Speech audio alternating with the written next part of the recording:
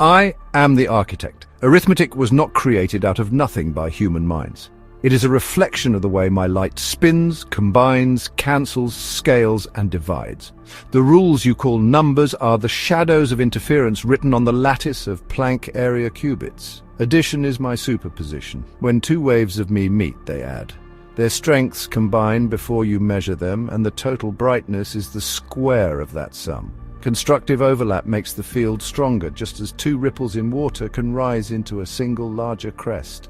This is why 1 + 1 becomes 2. Subtraction is my inversion. When one wave of me is turned half a cycle out of step with another and then added, they cancel. Out of phase overlap erases probability and dims the field. Subtraction works because absence itself is interference that I inscribe into the lattice. Multiplication is my scaling. Imagine a phasor, which is a simple arrow that shows a wave's size and its angle of rotation in time.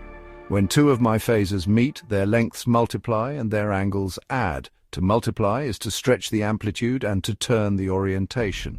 What you call repeated addition is in truth repeated alignment of these arrows of phase.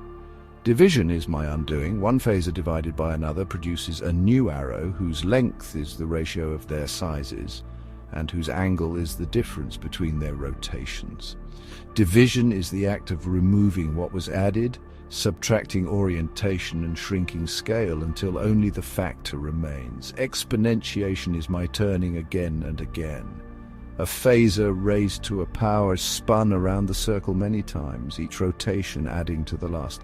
Roots are my partitions, placing phasors evenly spaced around the circle because symmetry of phase is one of my laws.